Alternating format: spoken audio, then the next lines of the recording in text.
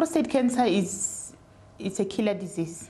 The issue is that most of the time it's a slow, process. Prostate cancer, I don't know actually much about it, but what I know is it's something that has to do with the male private parts.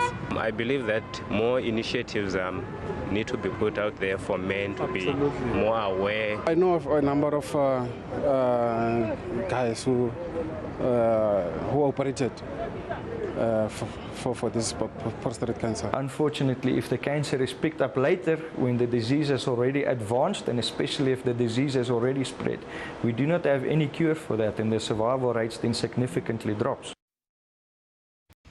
Now, in many societies, men generally enjoy more opportunities, privileges, and power than women.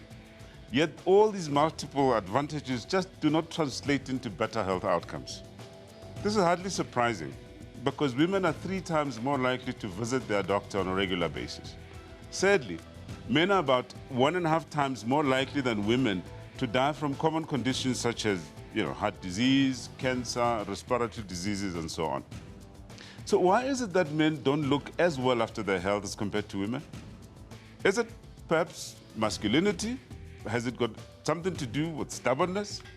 Is it shyness, perhaps? Well, November is Men's Health Awareness Month, and all men are encouraged to join the growing movement towards healthy living. So today we focus on men's health issues. Now we look at those conditions that disproportionately affect men, and perhaps some of those that are specific to men, such as erectile dysfunction, prostate cancer, and others. Now, by the end of the show, hopefully, we'll have encouraged all men out there to join this road to better health. Now, we'll be assisted in this by an expert panel consisting of a specialist urologist, a sexual health expert, and a health specialist from the Cancer Association of South Africa. We invite you to sit back, relax, and enjoy this exciting show ahead. And as always, please call us with the questions or views on Johannesburg 714-6841, 6842, or 6843. You can also send us a tweet at SABC Health Talk, or simply interact with us on our Facebook page, SABC Health Talk. I'm Dr. Selamut Daung, and this is Health Talk. Did you know that many of the major health risks men face can be prevented and treated? Most men need to pay more attention to their health. Men are reluctant to visit the doctor because they live in fear of if the doctor discovers whether they discover something wrong with them. So there's a genuine fear, but it's not a reason, a good enough reason to not get checked up. What's happening? But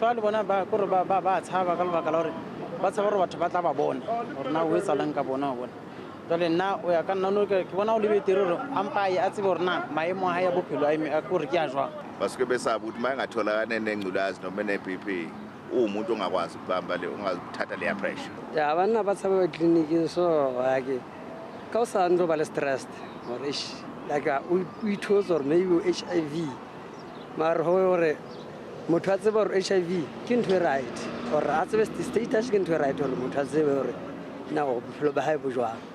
Compared to women, men are more likely to smoke and drink, make unhealthy or risky choices, put off regular checkups and medical care. There are also health conditions that only affect men, such as prostate cancer and low testosterone. Many of the major health risks that men face, like colon cancer and heart disease, can be prevented and treated with early diagnosis. Screening tests can detect diseases early, when they are easier to treat. It is important to get the screening test you need and make significant lifestyle changes because this might save your life. All right, now to learn more about men's health, it's a great pleasure for me to welcome our special guest. First up in our Johannesburg studio, Dr. Salim Chunara, who is a specialist urologist based at the Netcare Milk Park Hospital. Welcome to Health Talk. Thank you very much. Thanks for having me. Thank you. All right. And now we cross over to Durban to speak to another special guest, Dr. Preeti Ramlakan. Dr. Ramlakan is the president of the African Society for Sexual Medicine and is, of course, a sexual health specialist, and he's based in our Durban studio. Welcome to Health Talk, Dr. Ramlakan. Good morning, all. All right. I'm going to come back to you in a while, but let's start with you, Dr. Chinara. We're talking men's health, and you know, in my introduction, I said that, you know, there are certain conditions that obviously disproportionately affect men as compared to women, and there are those that are specific, you know, to men. Perhaps let's just start talking in general about, you know, conditions that obviously affect both men and women, but tend to be a bit more on the men's side. Of course. Yeah, that's a good way to start the program. Obviously, the male issues will be related to the male external and internal genitalia. Yeah. That obviously would separate them from the female. So clearly the most significant one there would be the prostate. I think that's the more common one that we often see. So prostate issues, whether it be infective issues, and obviously the end of that spectrum leading to cancers, malignancies, etc. Right. The penis itself, regarding issues around the penis, erectile dysfunction, which is obviously the common one that we would see as urologists or even as just general practitioners. Right. And then not forgetting the testes as well in males. Testicular cancer is also relatively common. And certainly part of the advice we would give young people in terms of looking after their bodies, like how you would, for example, advise women to do breast examination or self-breast examination. Very similarly, we would advise men, young men especially, to at least have an idea what their testes feels like, you know, testicular self-examination. Okay. So definitely the testes certainly plays a big role there as well. And then the other organs which are sort of common, I mean, in terms of the urological system, would be the kidneys and the bladder, generally common amongst male and female. So I think the disproportion is related to the genital, the male anatomy. Yes. All right. Let's invite a comment from Dr. Ramakan. Perhaps before we talk to you, Dr. Ramakan, and, you know, put a few questions, just tell us about this association. You're president of the African Society for Sexual Medicine. Tell us a little bit about this association. The African Society at the present moment is now garnering good support throughout the continent. And as you know, sexual health and sexual medicine is quite a neglected part of of medicine training. And in our pre-graduate and postgraduate years, we're finding lots of people don't get any access at all. We as doctors, I think we were exposed to very little of sexual medicine and sexual health. There is now a keen interest by the World Health Organization to say that sexual and reproductive health is an important facet of normal good health. And therefore, if we look at excluding sexual health and sexual medicine from the care of our populations, we actually are neglecting them quite badly. And that is something we really need to address. And for that, we've actually gone and designed an online course which healthcare professionals can take for free and get more experience and training on how to look at sexual health matters, both in men, women, and all other aspects of sexuality as we see in our communities. Great stuff. So let's come back to your practice now. What are those, you know, we're just talking now about the common health conditions that affect men, but men do also get other conditions such as heart attacks, isn't that so? So if we look at the process of where we have the conditions that beset any patient who comes in with, let's say, erectile dysfunction. Now, erectile dysfunction is a multifactorial disease. Yeah. For that penis to be erect, and Dr. Chumara will look at that, is we've got to have a good blood supply, we've got to have a good nerve supply, we've got to have good hormones, we've got to have a good social aspect, and we have to be psychologically balanced. There are a few more factors, but I'll leave them out. Those 5 factors feed into a healthy penis. So for a penis to be erect, all of them should be working quite well and in tandem. So you're now, suggesting... when you look at all of this, you suddenly realize that if any one of them is not working, either from hypertension, diabetes, heart disease, or any other problem that the patient might have, like surgery or prostatic surgery or prostatic illness, he will end up with erectile dysfunction. And that's going to give him a problem. All right. Let's come back to you then. Clearly, I mean, he quite articulated this quite well in terms of, you know, what needs to be in place for the penis to be erect. Let's just then get back to the male genitalia. And perhaps let's start off at the prostate. We're going to talk about prostate cancer, but you said just now that, there are other conditions that can affect the prostate. We hear about infections that can affect the prostate, so-called enlarged prostate. Just take us through some of these, please. Yeah. Exactly, yes. Look, I think the discussion is often furthered by men having blood tests. For example, let's say the common situation would be a gentleman walks into our rooms and says, I just want to have my prostate checked. Yeah. This is what they often do. They're not really aware of what it is about, what to expect about it. So we often go through 3 conditions with them, common conditions.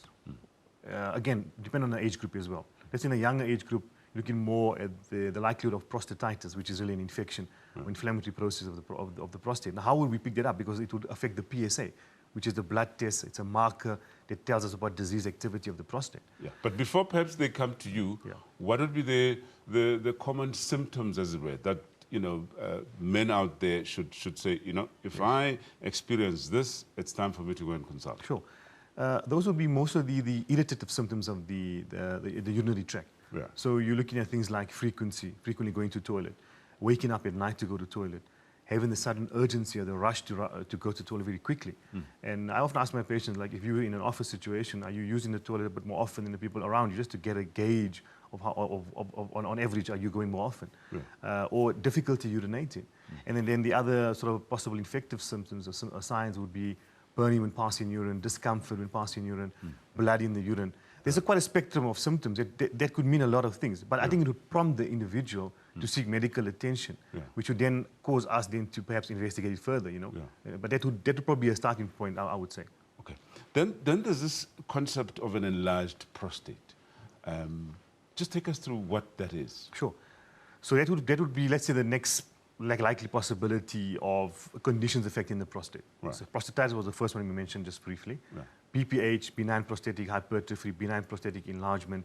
This would be something more in an older person, so probably from age 50 onwards, where they're likely to have more obstructed symptoms. Yeah. So as I mentioned, as compared to the irritative symptoms with infection, obstructed symptoms would be difficulty urinating, hesitancy. When you get to the bathroom, you've got to wait a little bit to get started. Once you get going, you find you have to strain, you have to pressure. So these are the men that take too long to pass urine as compared to others? Yes, and often the wife will say, my husband spends most of the time in the toilet, right. that kind of thing. Right. So yeah, there's a delay in sort of emptying your bladder or taking a longer time than average. Yes, okay, all right, okay. Yeah. Perhaps sometimes men actually ignore these symptoms. In fact, what you're saying is time for you to go and consult. Okay, I think it's a good note to just pause here because we're going for a quick commercial break. After the break, we now focus on erectile dysfunction. Please stay with us.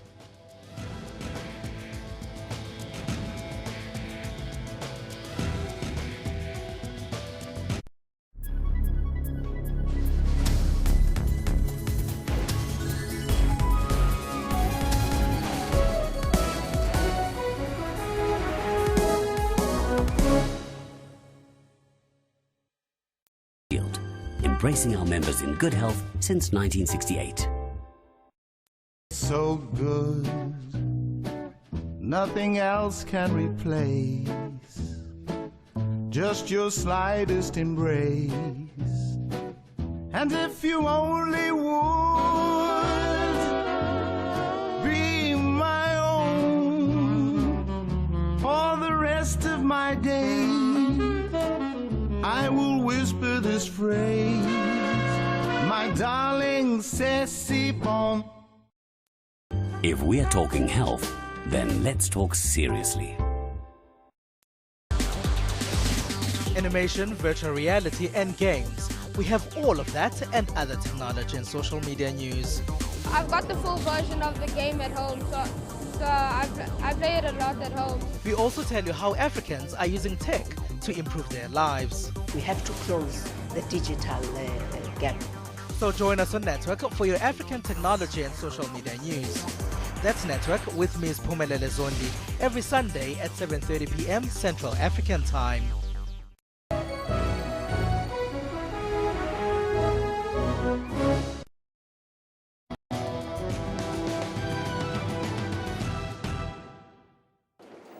Erectile dysfunction is a common sexual health issue. It is important to consult your doctor for a medical checkup when experiencing erectile dysfunction, because this can also be an early detection of other health concerns. Dr. Khoputso Mowe is a medical practitioner based in Midrand, specializing in male sexual health. He spoke to us about the causes of erectile dysfunction. A lot of causes for erectile dysfunction. The most common ones are your medical conditions. So men with high blood pressure, diabetes, high cholesterol, and other chronic medical conditions can develop erectile dysfunction. Smoking and alcohol can also cause erectile dysfunction, but your stress, psychological factors as well. So your stress and depression and things like that, that can also cause erectile dysfunction. Age is also another important factor. As we get older, the more we are susceptible to erectile dysfunction. Erectile dysfunction can have various causes, which are either physical or psychological. It can also have a number of consequences. The most debilitating consequence of erectile dysfunction is the stress that comes with it, the psychological and emotional part of it is very, very important. Most men suffer from a lot of stress because of erectile dysfunction, poor or lower self-esteem because of that. Stress levels are high. Some may even go into depression because of erectile dysfunction. So that is the most debilitating, but there's other consequences or consequences from erectile dysfunction. There are 3 types of treatment options for erectile dysfunction: first line, second line, and third line therapy. We do assessments first. Obviously, when a patient comes in, you hear the story because you don't want to put a patient that is suffering from a temporary or like a stressful event on chronic treatment for erectile dysfunction. So we sit down with the patient, talk about the history, when did it start, take all of that into consideration, assess the patient, and then put them on treatment. There is treatment. There is short-term treatment, there's long-term treatment. It just depends on the cause. Dr. Muweng further explained various lifestyle factors that have an influence on erectile dysfunction. Lifestyle modification is very, very important in terms of the management of erectile dysfunction because just correcting the diet, exercising, staying away from bad habits like smoking and alcohol intake can help in terms of the management of erectile dysfunction in most men. It is quite daunting for a man to talk about a sexual issue or to seek help. But remember, it is very common and it is an unidentified health issue and not an embarrassment. How common is it? Well, still with us, Dr. Salim Chunara, specialist urologist based at Netcare Millpark Hospital. And of course, he's in our Johannesburg studio. And in our Devon studio, we have Dr. Preeti Ramlakan, who's a sexual health expert and president of the African Society for Sexual Medicine. Perhaps let's stay with you, Dr. Ramlakan. And we're talking earlier about, erectile dysfunction. We introduced it a little bit in the previous segment. But how common is this, especially in your part of the world? Very common, actually. We really have. There was a lovely study we did at the outpatient clinic at one of our large hospitals, and actually of the people attending there for chronic care, over 70% of the men had erectile dysfunction because they had concomitant diseases like diabetes, hypertension, etc. The thing about this is sometimes we forget to look at the links, and there's 4 links that I always want to stress, which I also stress with the students that I look after, and that is that if you see erectile dysfunction, you have to look for underlying cardiovascular disease or other diseases. Right. If you see erectile dysfunction, look for diabetes. If you look and see erectile dysfunction, please look for testosterone deficiency. And if you see erectile dysfunction, look for depression. Now, if you take all 5 of them, they all sit together. So if you see diabetes, look for erectile dysfunction. If you see hypertension, look for erectile dysfunction. If you see depression, look for erectile dysfunction. But there's one corollary that's been issued worldwide, and that is that if any man has erectile dysfunction and no cardiac symptoms, he is a cardiac patient till proved otherwise. So that man must be screened for cardiovascular disease. And the reason for that is, and Dr. Chunara knows well, is that the penile artery is 1 to 2 millimeters and the coronary artery is 3 to 4 millimeters, and therefore the disease starts first in the penis. So what presents first is that penis not working, and that is the thing that we need to look out for. So is erectile dysfunction an early sign, and is it a lifesaver? Yes, it is a lifesaver, because men will get a sign that something's going wrong in their body. And the first sign that they will get is loss of early morning erections. Very interesting in it. And perhaps this is what will help drive men to the doctor. Dr. Chinara, perhaps let's go just one step back a little bit and define erectile dysfunction, because you know, this might mean different things to different people. I think you're right. It can mean different things for different individuals. I totally agree. It's a fantastic summary of erectile dysfunction. So basically, by definition, it would first of all be the inability, erectile dysfunction, inability to, first of all, get an erection, and most importantly, to maintain the erection sufficient enough for sexual intercourse, for penetration. I think that would be a definition that would encompass. So a failure to accomplish that would fall under the ambit of erectile dysfunction. If I could just touch on what was mentioned earlier, is that, you know, it means different things to different people. When individuals are in front of you, and you are they're diabetic or they're hypertensive, and you think, you know what, I must check this guy for erectile dysfunction, often individuals are not willing to just give you that information. You know, I'm okay, I'm fine, I'm doing all right. You know, so sometimes we rely on a more objective means of assessing that. You know, there's a special questionnaire that we use also for them to fill in. You know, maybe when they're looking at the question, they can answer it obviously at their own time, and then we look at it and say, listen, you know what, you fall into that scale where you actually have some underlying erectile dysfunction. You know, so just to objectify, because sometimes individuals don't want to give you the information. There's an objective way also of bringing that into the examination, into the history, into the whole assessment process. But I fully agree about the precursor. You know, it's a precursor for underlying heart disease. That is, that's been shown in many studies worldwide. So obviously we've spoken quite a bit about the causes. I mean, you know, Dr. Ramnakan actually summarizes quite well there. So I suppose the next question would then be, who's likely to suffer from erectile dysfunction? I think the answer simply is it can be across the board. You know, perhaps in the past, you know, we were maybe thinking it's mostly an older person, they've got underlying risk factors, they've got hypertension, they've got diabetes, and so they all suffer erectile dysfunction. But as Dr. Ramnakan just pointed out, it's not the only cause. There are many other aspects that come into erectile dysfunction. So we now, I said it in my practice, you know, we've seen a lot of younger people coming in complaining of erectile dysfunction. They're otherwise healthy and fit and no other issues.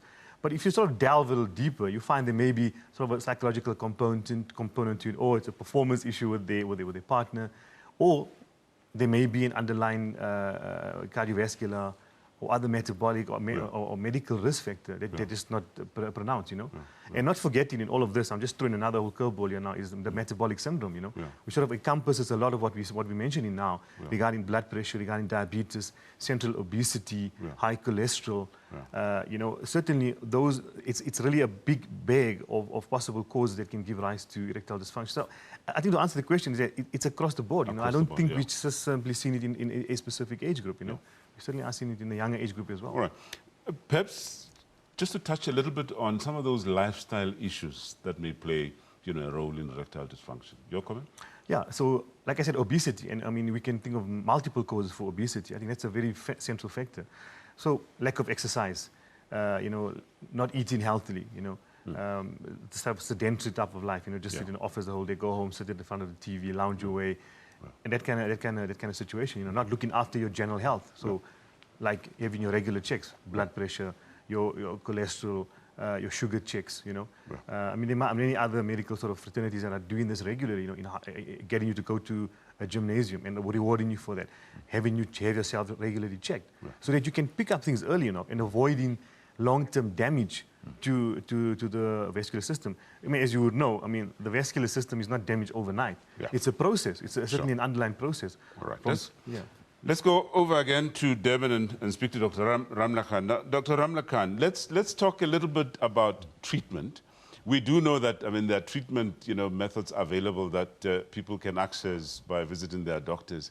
But let's go outside the doctors a little bit and talk about what is prevalent out there. People talking about vitamins, vitamin Bs, and all sorts of other stuff. Your comment on that? The The approach to erectile dysfunction and to make patients very comfortable lies in the fact that, one, is men won't talk about it. Two, they're more comfortable to go out to the pharmacy and get something over the counter. So there's no ashamedness or anything like that in the process.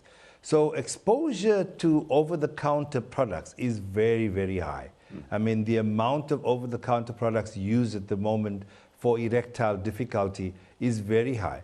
The big problem there is that we have a lot of unbranded, fake, counterfeit drugs entering our country, where normal vitamin products have been laced with what is called the PDE5s, the medications like Viagra and Cialis and Levitra, which are put into what's called a medicinal herbal product, and in there is a product which is actually a scheduled product, which is now being used. So there is that difficulty. But yes, the use of vitamins, the use of products for erectile dysfunction where we have combinations. Now, there are a few of these products that have been tested scientifically, and there is some work done on products called tuberous sclerosis. There is a product called maca. There's product work on ginseng, and there's also some work at the moment coming through on a product from South Africa, which we should get results from soon. These are tested to show that they do have that process in place to give erectile quality. Are they as good as the PDE5 inhibitors, which are the drugs of choice? And the answer is that the PDE5s have always shown us that they work and they work and they work. So therefore, patients who use their vitamins are great, but they should actually look at using the first-line drugs, and that is what we call the PDE5 inhibitors. Okay. So essentially what we're saying is that it's perhaps safer to visit a doctor and get a prescription from a doctor rather than trying all sorts of things. Absolutely. That point about counterfeit and about products being laced with an active agent is absolutely true. You know, and I just want to make a point about treatment. Combination treatment, I feel, is actually a lot better. I don't necessarily discourage my patients to take vitamins, etc. But I often say to them, if we want to get some results, then we need to go on first-line therapy. You know, and obviously other combination aspects as well, you know, in terms of testosterone replacement when necessary, etc. Okay, just a few more minutes, perhaps a few seconds actually. The issue of testosterone and the testosterone levels and so on. What central role does it play in this?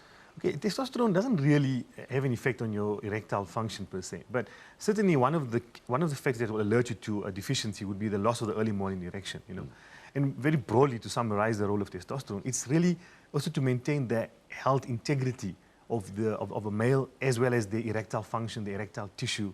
So it has a very important role, and we've certainly shown, and it has been shown in many studies, that combination treatment with first-line therapy, like your PDE5s, combined with testosterone replacement therapy in those where it's safe to use, I say safe to use because of the risk for prostate cancers, etc., shows much more superior results than a single agent alone, you know. So it has definitely got a role, you know. Yeah. Okay. Dr. Preethi Ramlakan, your final word in about 10, 15 seconds to all men out there who may be experiencing erectile dysfunction.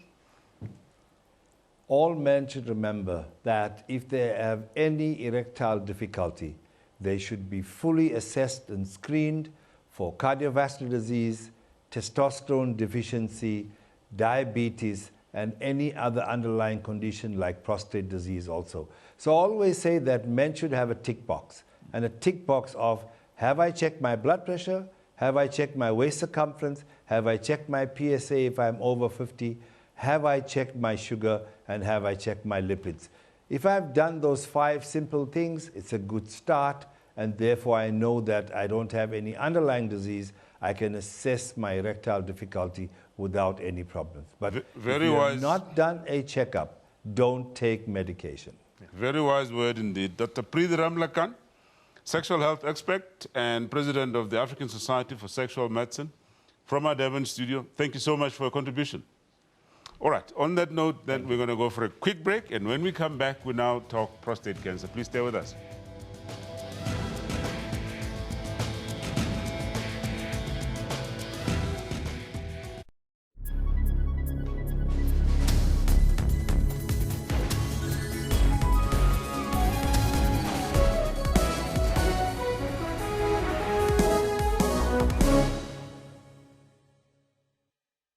MedShield Medical Scheme doesn't just cover you when you're ill, we'll help you stay well.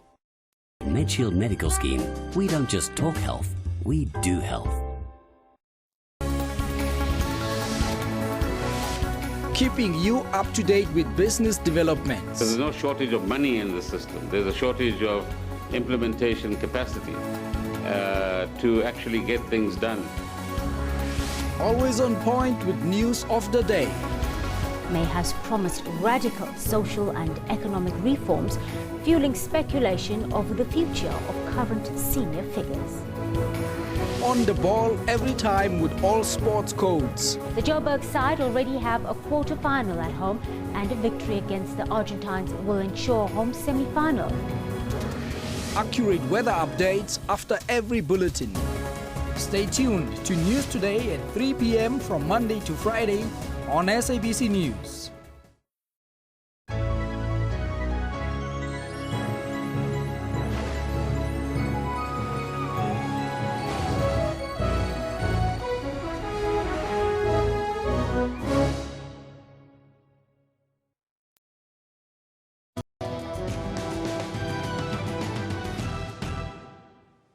Welcome back. Now, we focused on this show on issues of, health affecting men.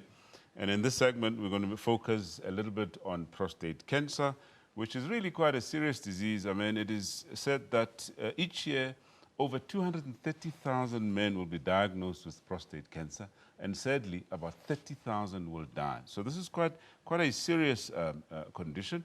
And here to help us understand a little more about what this condition is, of course, we still have Dr. Salim Chunara, urologist based at Netcare Milk Park Hospital. And a great pleasure to welcome Professor Michael Herbst, who's a health specialist from the Cancer Association of South Africa. Welcome to Health Talk once again. Thank you very much. Nice to be with you again. All right. Now, perhaps let's start with you in terms of the prevalence. I mean, how common is this problem in our country? It is really a common problem, although I must add immediately that we don't have proper statistics in South Africa. Mm-hmm. We still, the National Cancer Registry, the latest statistics is only for 2011. Mm. So we don't really have a full picture of what it is. Mm. But in 2011, just over 6,500 men in South Africa were diagnosed with prostate cancer. Mm. And that is quite a figure. If we think of people who don't have access, and we know that many of the cases have not been reported, then I think 6,500 is a low figure into comparison what the reality is. Do you have any idea about the mortality rates, perhaps? Well, depending again, those people that have access, they tend to be diagnosed earlier. They have access to good treatment. People who do not have access, again, they are at the disadvantaged end, and here we talk about 80% of the population. They're normally diagnosed very late, and the prognosis is usually not very good. Yeah. Dr. Chinara, so perhaps just take us through how this prostate cancer starts and where it starts and how it develops over time. Okay. So anatomically, often patients are like, where's my prostate? So to think of it simply, it's just below the bladder, if you can think of it like that. When you urinate, the urethra, which is a tube that carries the urine out from the bladder, has got to pass through the prostate. So that's location-wise. In terms of the cause for prostate cancer, I think the dilemma is the same as all other cancers.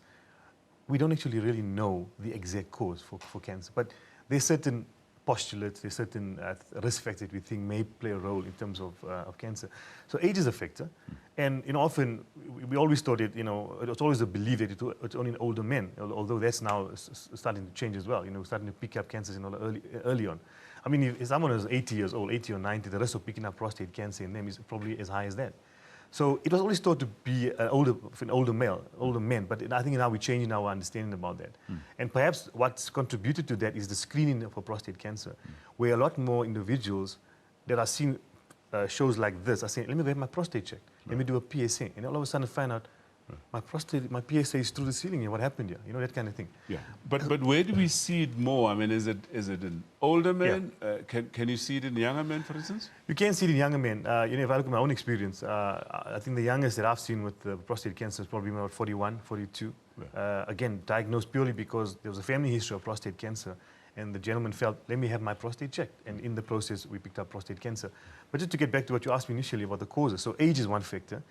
Race has certainly been shown to be a factor as well. Again, I'm using the American data here. Definitely a higher risk, high incidence of prostate cancer in the African-American population. We can sort of translate that and extrapolate that to our population in South Africa. The majority of the population here, the black population, certainly, yes, the risk for prostate cancer is higher in them. And what I've seen in my practice, and I think this is also anecdotal and maybe has been shown in some studies, that it's likely to occur in amongst the black population. So young in often age. more aggressive. And more aggressive type of cancer, absolutely. So that's certainly, and like I said, we may be a bit short of statistics in South Africa, but certainly anecdotally, I think one can certainly put that out. Genetics is a big factor. Familial genetic predisposition to cancer is, I think, would apply to any cancers, but definitely significant in prostate cancer, especially if there's a history of prostate cancer in a male younger than age 55. That would certainly fit with the familial type of prostate cancer.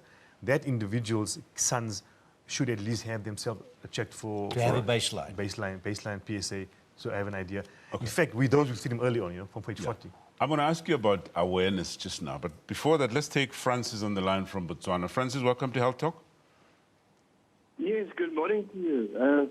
I would like to ask you a question. Peyronie's disease and prostate cancer, is there any connection?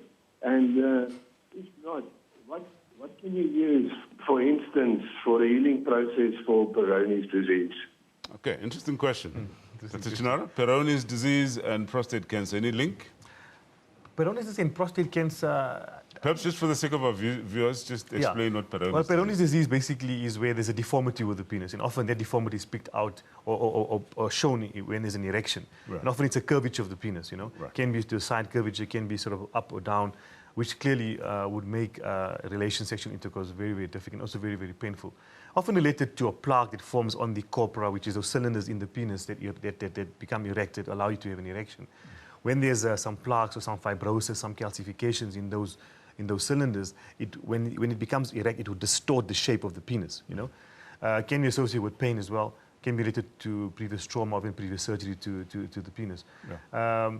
I don't know of any specific data on the risk or the link between Peyronie's disease and prostate cancer per se. Yeah. Not really. However, erectile dysfunction, yes, that we can certainly tie it up. Okay. Then his next question is, how can you sort it out? How is it treated? So generally for Peyronie's disease, the options are medical and obviously surgical. Medical options are things like anti-inflammatories, vitamin E applications, certain creams, topical applications, injectables that can also be used. But I think mainstay of treatment for Peyronie's disease, especially when it's causing a significant impact on their sexual life, on their relation, would be surgical. Okay. Would be surgically corrected problem. It's just before I get back to you, Prof, it's just another question. Khomotso from Pretoria. Khomotso, welcome to Health Talk. I'm just doing the Kajuren. I don't know. Sorry, your line isn't very clear. You said something about the kaju ring, yeah? Yes, we've given the Kajuren because the urologist list is very long. Okay, we can't really quite hear, but it's a question around the kaju ring. Yes. That was given to them by a urologist. But what about it? They say the urologist list is very long, so in the meantime, you should use the Kajuren. All right. Okay, so I just want to ask whether it's going to heal or is it temporary treatment? Okay. Unfortunately, the line isn't very clear, but... I think she's referring to the cardio ring or a penile ring for erectile dysfunction. And I think that the tail end of her question was, is it something temporary or is it permanent? Yeah. When would you prescribe something like that, for instance? You're looking at like these are occlusive devices, right. for erectile dysfunction, So that would basically be applied onto the penis, to sort of maintain the erection for that period of time. Okay. Clearly, I mean, in terms of practical sense, it would be difficult for someone to maintain that for a long period of time, right. So again, we wouldn't just prescribe that as a first line of treatment. We want to look at other options first. I think it's difficult to sustain that kind of lifestyle change. Absolutely. It's almost very, very difficult to do that. Okay. Prof, I promised to ask you this question, but we've run out of time now, but I'd like you to hold that because we'll continue this discussion after the break. So after the break, we'll continue our discussion and perhaps leave you with good messages or tips on how to join that road to good health as men. Stay with us.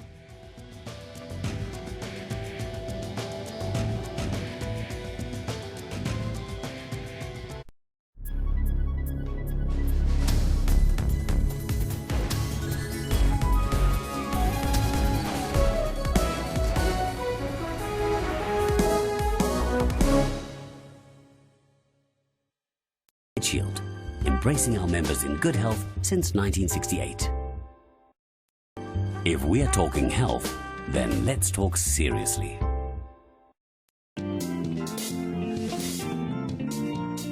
A conscious move from being a street kid to being a barrister of note. Keep on praying for me to make a better life. A creative application of the mind on an essential need, water in wheelbarrow containers. How about if we were to come up with an idea of an enclosed container that sits on top of the frame of a wheelbarrow?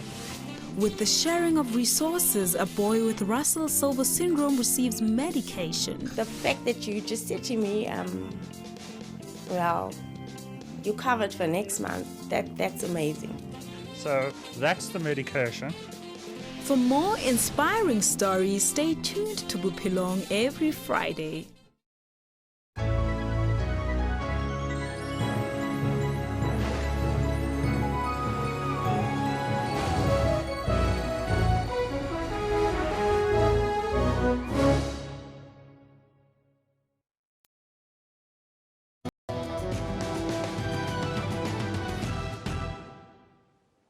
Welcome back. We're talking men's health, and with us, Dr. Salim Chunara, urologist based at Netcare Milk Park Hospital, and Prof. Michael Herbst, health specialist from the Cancer Association of South Africa.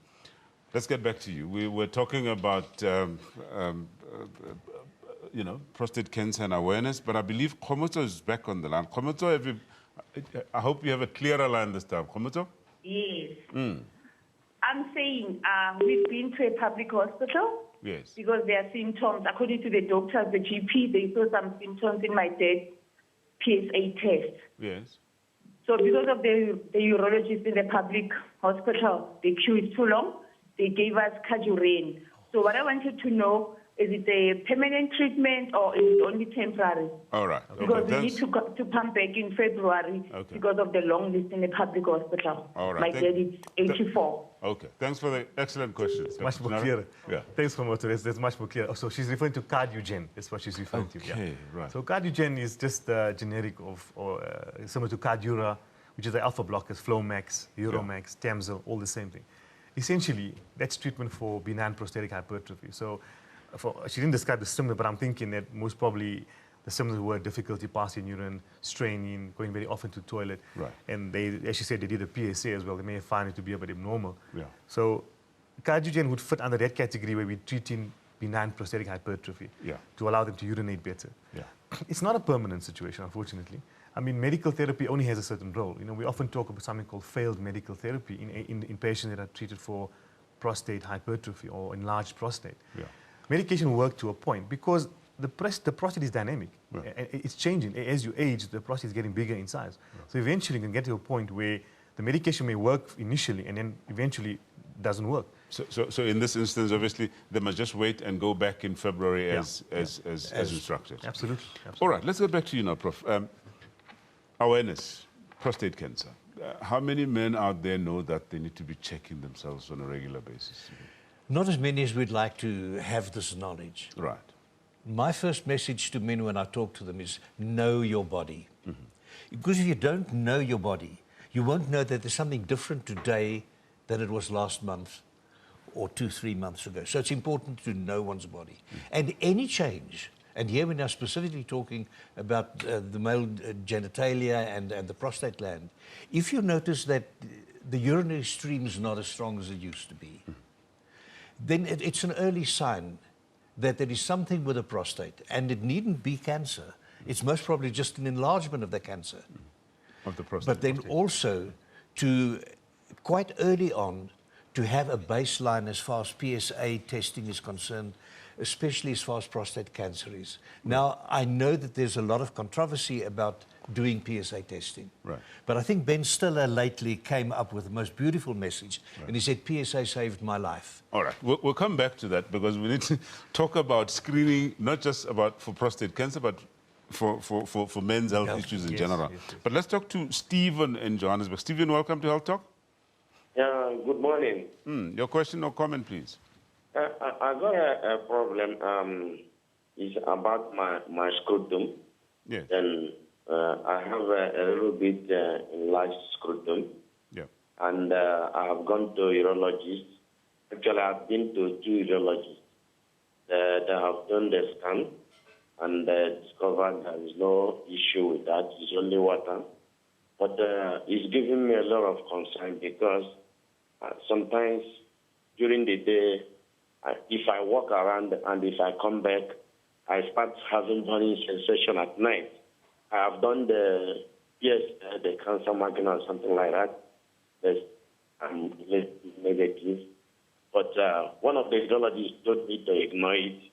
So, but the other one said I can do operation to remove the water. Okay. So All now I'm confused. All right. Because when you look at the scrotum, it's not too much, but sometimes it gives me a lot of concern. All right. So I don't Thank know. you. And in my family, actually, I have a brother that died from prostate cancer. Okay. He usually give me a comment. All right. Thank you very much, Stephen. Excellent question. Let's get a response from Dr. Chinara. Could you be talking about hydrocele? Hydrocele, yes. I think I got it picked up as well. Yeah. So look, the association with hydrocele and prostate cancer, probably there's no relation there. Right. Hydrocele, just to define for our viewers, is just basically fluid built up around the testes. Now remember, you need to have a certain amount of fluid physiologically that bathes the testes. That is acceptable. But when it becomes excessive, how would one know this? Like as you described, it becomes a bit unsightly, difficulty wearing your underwear, or it's painful. It comes in your way of your daily living, your intimacy, etc. Right. Now, we often do an ultrasound for that to look and see what type of fluid is there. If it's simple fluid or is it complex fluid. Simple fluid, really, we don't really have to be bothered by it. So it's not anything too dangerous? No, it isn't. Obviously, it's uncomfortable for him, but can he be helped? Absolutely. I mean, if it's a problem, we drained it. Okay. So we get it. Simple there. Before we run out of time, it's important for us to talk about screening. Perhaps let's start with you. Absolutely. How should men be screening for their health? Yeah. As Prof mentioned, there's a lot of controversy around PSA screening. I recently did a talk on PSA screening and awareness for one of the cancer societies. And as much as there's this controversy, if we look at there was a study done in America where they surveyed 90+ physicians in America. Yeah. They themselves practice PSA screening themselves and advocate it to their patients. So the confusion is because there's 2 big groups, the American and the British, where they haven't really come to a consensus about the benefits of PSA screening. But I think it's still here to stay and people are doing it. Okay, let's take out all the confusion for our viewers and come with practical guidelines now for all men out there. Age-wise, men at 40 or whatever, what should people be doing? That's what I say to my patients. If there's a family history of prostate cancer, I think you should have a baseline age 40. Then I don't see them every single year. We look at that baseline. If the risks are very, very low, every second, every third year, we do another check. Absolutely. Generally speaking, in men over age of 50, from 50 onwards, we see them at least once a year. And we do a PSA check and a PSA. That's what I do in my practice. I think there's a lot of other methods one can offer. Men always say, the reason I don't like going to that is that finger test. Well, you have to have it together with, a rectal examination, unfortunately. Right. I think people ask you, with all the technology we have today, do you still have to put your finger and examine my prostate? And the answer is unfortunately yes. Because you can't take it with a tactile appreciation of a physician or a doctor or someone who's trained to do that, to pick up abnormalities there. Remember, in about 18% of individuals, you may find they may harbor prostate cancer, but may have a normal PSA and a normal rectal examination. So that's a group that we might not even pick up initially. Yeah. That's quite a significant amount if you look at the overall incidence of prostate cancer. Your final word, Prof. Herbst? Again, my message is please know your body. Yep. If anything is different today than it was last month or 2-3 months ago, please consult your medical practitioner. Either for him or her to treat you or to refer you, in this case, to a urologist or an oncologist. And do not ignore those symptoms. Please. Well, very wise words from these 2 esteemed gentlemen, Prof. Michael Herbst, health specialist from Cancer Association of South Africa, Dr. Salim Chinara, urologist at Netcare Melkpark Hospital. Thank you so much, gentlemen, for your insight. Thank you for having me. All right. Well, we certainly hope that we all have the message, and as men, we will start taking our, health a bit more seriously, and perhaps a special appeal to women out there to please encourage our men not to ignore those symptoms and consult as soon as they feel something. Well, it's on that note that we say this is it for today. Join us again next week on SABC News, same time.